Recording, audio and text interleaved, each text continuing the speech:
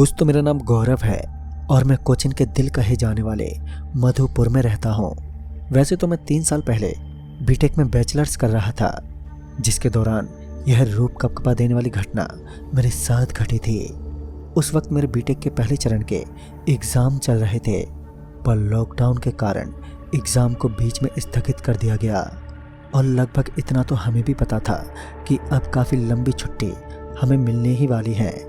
इसी बातचीत में हम एग्ज़ाम हॉल से बाहर आ रहे थे, तभी मेरे रूममेट ने एक बात सुझाव की, इस बार हमें अपने गांव से होकर आना चाहिए। यह बात लाजमी भी थी, क्योंकि मैं लगभग पिछले 5 साल से गांव नहीं गया था। मैंने कहा कि तू मेरे साथ मेरे गांव चल और वहाँ से हम फिर तेरे गांव चलेंगे और थोड़ा बहुत घूमकर हम वापस हॉस्टल आ जाएंगे। किसी तरह 3 दिन का सफ़र काट के हम ट्रेन से पटना उतरे। यहाँ से बहुत लंबा सफ़र होने वाला था, जो लगभग 6 से 7 घंटे का सफ़र था। यह 6 से 7 घंटे का सफ़र बस में होने वाला था, जो सीधा हमें दरभंगा को उतारता। हालांकि मैं जितनी बार बिहार आया था तो अधिकतर मैं सीधा दरभंगा उतरता था, जहाँ से ये 6 से 7 घंटे का बस का सफ़र मुझे झेलना नहीं पड़ता। पर इस बार हम पटना उतरे थे तो बस से जाना तो अब एक मजबूरी थी। शाम के कुछ 5 बजे हम बस स्टैंड पर आए और यह कहावत हमारे ऊपर बहुत अच्छी तरह से जम गई कि हाथ को आया और मुंह ना लगाया, क्योंकि एक बस अभी हमारे सामने निकली और थोड़ी समय बाद हमें पता चला कि वो आखिरी बस थी। अब हमारे पास बैठने के अलावा कोई और रास्ता भी नहीं था, क्योंकि यहाँ से ऑटो में जाने के लिए लगभग मुझे मेरा घर गिरवी करना पड़ता। यहाँ पर ऑटो वालों के तो अपने ही नखरे थे। मुझे वह वक्त याद है जब रात के 9:30 बजे के करीब हम बस स्टैंड के इधर ही बैठे हुए थे और लगभग मेरी आंख लगने ही वाली थी कि तभी ज़ोरों से किसी ने हॉर्न मारी और एक रोशनी की बड़ी चादर ने मेरे पूरे चेहरे को ढक लिया। जब मैंने आंख खोलकर देखा तो एक बस जो सामने से आ रही थी। हमने सोचा कि यह बस तो कहीं और जा रही होगी, इसलिए हमने उस बस को नहीं रोका। पर शायद उस बस वाले को शक था कि हमें कहीं पर जाना है। उसने हमारे सामने ही बस रोक दी और वहाँ से ड्राइवर बोला, भाई साहब कहाँ जाना है आपको? तो हमने जवाब दिया, वो दरभंगा जाना है। उसने कहा, चलो आओ। तभी हम बस के अंदर गए। बस पूरी खाली थी। हमने बस वाले से इसका कारण पूछा तो उसका जवाब आया, अरे हमने अभी अभी यह बस का बिजनेस स्टार्ट किया है, इसलिए ज़्यादा पैसेंजर अभी हमारे बस में नहीं आ रहे हैं। उस बस में कंडक्टर नहीं था। मैं सबसे पीछे वाली सीट पर जाकर बैठ गया। बस की शुरुआत से अंत तक कोई भी नहीं बैठा था, पर पीछे झटका लगने के कारण मैं आगे आकर फिर बैठ गया। तभी मैंने बस वाले की तरफ देखा तो वो इतनी धीरता से बस चला रहा था कि उसकी पलक भी नहीं झपक रही थी। मुझे ये बड़ी अजीब बात लगी। मैंने बस वाले को कहा, भाई साहब कितने पैसे लगेंगे? तभी उसने जवाब दिया कि अरे भाई साहब, मैं पैसों की बात नहीं करता, वहाँ कंडक्टर से तुम टिकट ले लो। मैंने चौंकते हुए कहा, कंडक्टर? कौन कंडक्टर? तभी किसी ने तेजी से आवाज़ में कहा, हाँ मैं कंडक्टर। जब हम दोनों पीछे मुड़कर देखने लगे तो हम दंग रह गए। पीछे एक आदमी खड़ा था जिसने कंडक्टर के कपड़े पहने थे। हम हैरान थे क्योंकि कुछ क्षणों पहले बस में एक आदमी भी मौजूद नहीं था। मैंने कहा, अरे ये कब चढ़े बस में? तभी कंडक्टर ने जवाब दिया, भैया मैं बस में ही बैठा था, आप लोगों ने देखा नहीं, 500 भाड़ा लगेगा। तभी मैंने अपना बैग देखा जिसमें मैंने पैसे रखे थे और पैसे सबसे नीचे रखे हुए थे, इसलिए मैंने कंडक्टर से कहा, अच्छा तुम 2 मिनट रुक जाओ, मैं देता हूँ। और वो कंडक्टर अपनी सीट पर जाकर बैठ गया। मैं पूरे मन में यही विचार कर रहा था, कंडक्टर कहाँ से बस में आया? मैंने ड्राइवर से भी पूछा, अरे आप इतनी रात को बस ड्राइव करते हैं, वो भी इतनी सुनसान इलाके में, आपको डर नहीं लगता? भूत प्रेत का कहर तो गांव पर बना ही रहता है ना। उस पर कंडक्टर हंसते हुए बोला, अरे इसमें डरने की कौन सी बात है? हाँ इधर अनजान शक्तियों का तो थोड़ा खतरा रहता ही है, पर यह तो हमारा काम है। तो मैंने कहा, खतरा? कैसा खतरा? कंडक्टर का जवाब आया, यहाँ की पुरानी कहानी है, तुम रहने दो। तो मैंने कहा, कहानी है तो सुनाइए ना। उसके बाद कंडक्टर यहाँ की एक कहानी बताने लगा जो इसी रोड से जुड़ी हुई थी। ऐसा कंडक्टर ने कहा था कि इस रोड पर काफ़ी समय पहले एक बस चलती थी जो लाल और हरे रंग से रंगी हुई थी, जिसमें कई सारे लोग बैठे हुए थे, पर वो बस जितनी बाहर से दिखने में मामूली लगती है उतनी वो थी नहीं। बस के लोगों का और ड्राइवर का और साथ ही कंडक्टर का मकसद ही अलग होता है। वो लोग बस में हर एक को चढ़ा लेते थे, भले ही वो कहीं भी जा रहे हों। उनका मकसद उस पैसेंजर को उसके जगह पर छोड़ना नहीं, उसे अपने स्थान पर ले जाना था। तभी मैंने पूछा, कौन से स्थान पर और क्या मकसद था उन लोगों का? तो इस पर बस वाले ने फिर बोलना शुरू कर दिया। वे लोग किसी पवित्र चीज़ को मानते थे और उसी की बलि के लिए लोगों को पकड़कर अपने महाराज को सौंपते थे, पर बहुत सारे लोगों को यह बात खटकती थी। तभी मुझे बस वाले के बोलने के तरीके में थोड़ी सी अजीब बात लगी कि वह उस बस का समर्थन कर रहा था या विरोध, यह मुझे समझ नहीं आ रहा था। तभी मैंने पूछा, तो क्या हुआ, अब वो बस नहीं चलती? और उन लोगों का क्या हुआ जो बस में थे? मेरे इतना पूछते ही बस वाला चुप हो गया। तभी मैंने अपना बैग उतारा और अपने पर्स को ढूंढने लगा। मेरा पर्स नहीं मिल रहा था। मैं थोड़ी चिंता में आ गया था क्योंकि इसमें अच्छे खासे पैसे रखे थे और तब तक रवि सो चुका था। तभी मुझे पर्स मिला तो मैंने अपना पर्स देखा जिसमें 2000 का नोट था। मैंने कंडक्टर से पूछा, भैया ये लीजिए, आपके पास छुट्टे हैं? कंडक्टर ने कहा, मेरे पास तो नहीं है, पर सामने उन बूढ़े अंकल से ले लीजिए। मैं हैरानी से सामने की तरफ देखने लगा तो सामने एक बूढ़ा व्यक्ति अपने दोनों हाथों को सीट के आगे रखकर सो रहा था। ये देखते ही मानो मैं अंदर से कांप उठा। कुछ समय पहले तो यहाँ पर कोई बैठा हुआ नहीं था और अब कहाँ से ये बूढ़ा व्यक्ति आ गया। मैं इतना सोच ही रहा था कि तभी उस बूढ़े व्यक्ति ने जवाब दिया, अरे बेटा शर्मा जी से मांग लो, तुम्हारे बाजू में ही तो बैठे हैं। और इसके बाद जो दृश्य मैं देखने वाला था उसने तो मानो मुझे अंदर तक हिलाकर रख दिया था। जब मैंने अपनी मुंडी घुमाई तो पाया कि बस तो पूरी फुल है। बस में काफ़ी सारे लोग बैठे हैं, हर सीट पर कोई ना कोई बैठा हुआ है। यहाँ तक कि मेरे बाजू वाली सीट पर भी एक आदमी बैठा था। मैं ये देखते ही डर से अब कांप उठा और फिसल कर नीचे गिर पड़ा। जब मैं गिरा तभी सभी लोग खड़े होकर मेरी तरफ देखने लगे और अब तो यह दृश्य दिल दहला देने वाला था। सबके चेहरे खूंखार पिशाच जैसे लग रहे थे। सभी के चेहरों पर अनेकों जख्म थे, कुछ की तो आंखें तक बाहर आई थी और सब शैतानी हंसी देते हुए मेरी तरफ देख रहे थे। मैंने अपनी मुंडी पीछे करते हुए जब उनकी ओर देखा तो बस ड्राइवर भी एक प्रेत में बदल गया था। बस अपने आप ही चल रही थी। बस ड्राइवर मेरी तरफ देखे जा रहा था और मेरा पसीने से बहुत बुरा हाल हुआ था।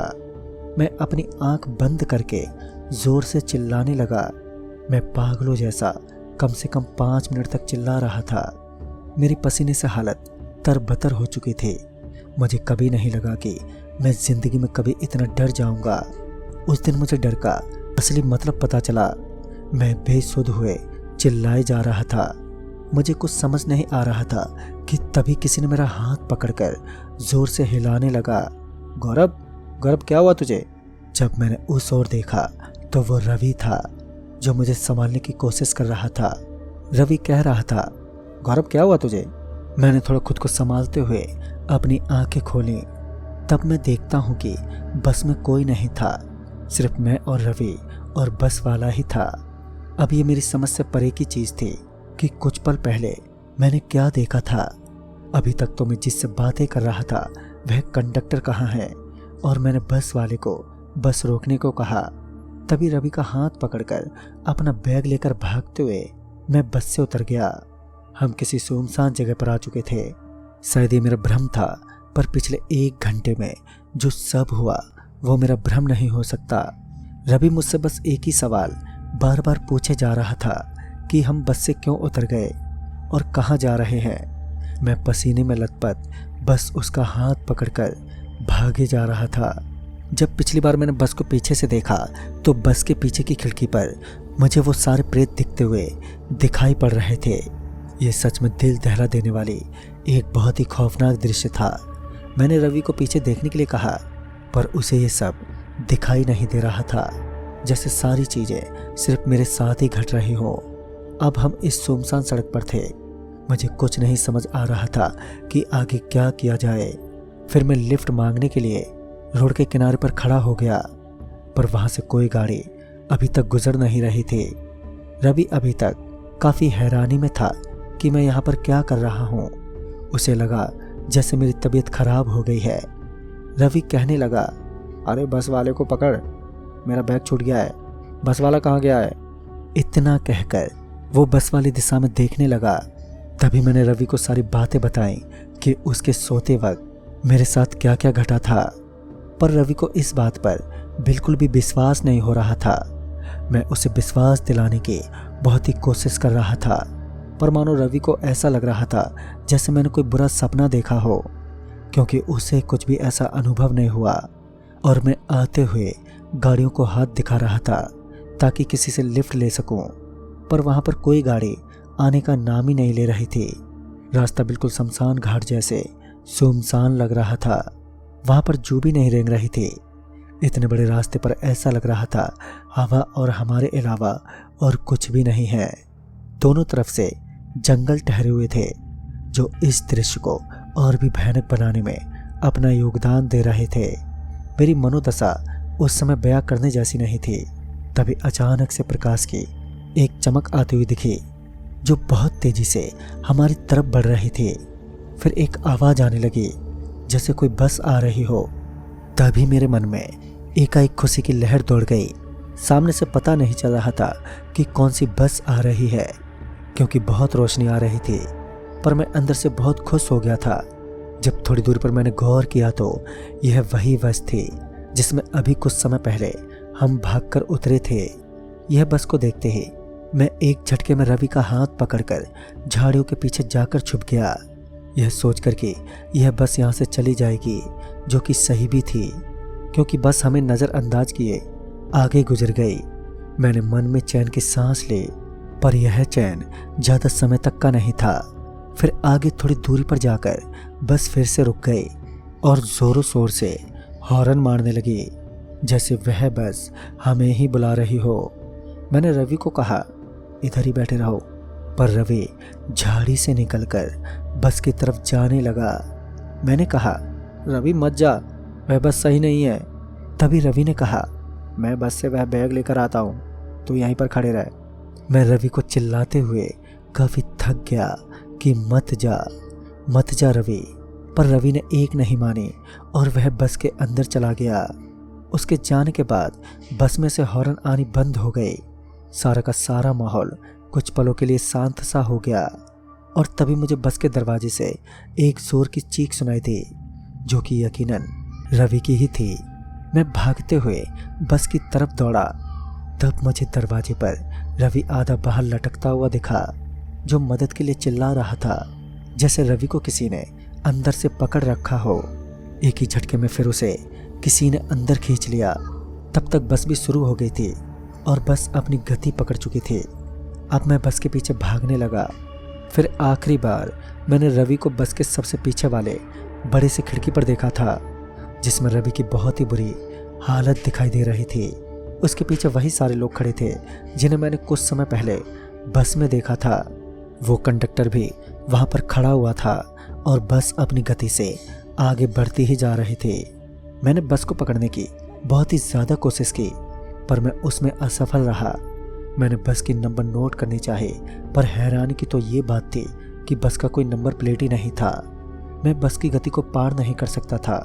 फिर भी मैं बस के पीछे भागता रहा और कुछ क्षणों में वह बस हवा की तरह वहां से गायब हो गई। मैं अनजान बेतहासा उस रोड पर भागे ही जा रहा था और तभी एक बड़ा सा पत्थर मेरे पैर से टकरा गया, जिससे मैं पलटी खाकर आगे की तरफ गिर पड़ा।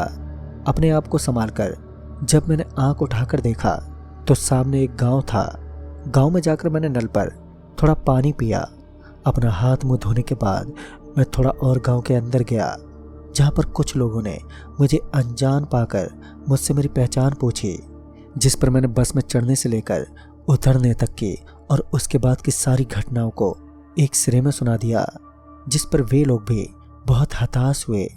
यहाँ पर मुझे एक और दूसरी कहानी अभी सुनने को मिली, जो कि हूबहू काफ़ी हद तक उस बस ड्राइवर की कहानी जैसी लग रही थी। कहानी ये थी कि कुछ 10 से 12 साल पहले यहाँ पर शैतान के पुजारी रहा करते थे। जो हर समय शैतान की पूजा में लीन रहते थे। यह एक ऐसी टोली थी जो जंगल के बीचों बीच रहती थी और किसी न किसी को एक हफ्ते में पकड़कर शैतान को बलि चढ़ा देते थे, जिनसे इन सब की मनोकामना पूरी हो सके। हमारे खुद गांव से कुछ लोग इस टोली में जाकर जुड़ गए थे, पर जब एक बार हम उनसे मिलने गए तो वे लोग किसी वहशी दरिंदे जैसे मालूम हुए। हम किसी तरह भागकर अपने आप को बचा सके। जब सबको पता चल गया कि जंगल में जाना खतरनाक है, इसलिए कोई भी अब जंगल में जाता नहीं था और बलि ना होने के कारण जंगल से बाहर आना शुरू हो गए। ये लोग अकेले तो किसी को पकड़ नहीं सकते थे, इसलिए इन्होंने एक तरीका चुना। यह लोग एक बस को लेकर ज़्यादातर इसी रोड पर आया जा करते थे, क्योंकि यहाँ पर इन्हें काफ़ी सारे अनजान लोग यहाँ पर मिल जाते थे, जिनकी बस छूट जाती थी या किन्हीं कारण से वह बस पर चढ़ नहीं पाते थे। वैसे लोगों को यह अपनी बस में पकड़कर फिर बलि के लिए ले जाते। आम लोग बस में बैठे लोगों को देखकर यही समझते थे कि यह बस कोई आम बस है, पर जब तक सच पता चलता वह नहीं बच पाते। ये घटना बहुत बढ़ने लगी। समस्या यह भी थी कि यह बस रात के वक्त ही चलती थी। एक दिन ऐसे ही जहाँ के आजू बाजू के 5 से 10 गांव का सब्र का बांध टूट गया। तब सबने एक रात को बस को रोड पर रुकवाया और सबको बस के अंदर बंद करके बस को बाहर से आग लगा दी, जिससे कि वो अंदर ही जलकर मर गए। उनकी चीख से पूरा जंगल कांप उठा था, पर जो असली समस्या थी वह नहीं मिटी। कुछ 6 महीने बाद यह घटना फिर से सक्रिय हो गई। तब से ऐसा कहते हैं कि यह बस प्रेतों से भरी अपनी टोली के साथ अनजान लोगों को अपना शिकार बनाती है, जिसमें फिलहाल तुम्हारा दोस्त अब फंस चुका है और ज़्यादा संभावना है कि अभी तक जीवित भी नहीं होगा। दोस्तों, उस दिन के बाद से रवि को ढूंढने की बहुत कोशिश की गई, पर हर कोशिश असफल रही। रवि का नामो निशान भी नहीं मिला। जिसने भी आज तक उस बस को देखा था, उसने एक बात गौर की थी कि बस आपके इधर नहीं, आपसे थोड़ी दूरी पर जाकर रुकेगी और आपको चढ़ने का मौका देगी। उसके बाद मैं अपने गांव चला गया। इस चीज़ का दुख मैं अपने अंदर दबाए हुए फिर हॉस्टल में जाकर रहने लगा। तो दोस्तों, इस कहानी में बस इतना ही। तब तक के लिए बाय एंड टेक केयर।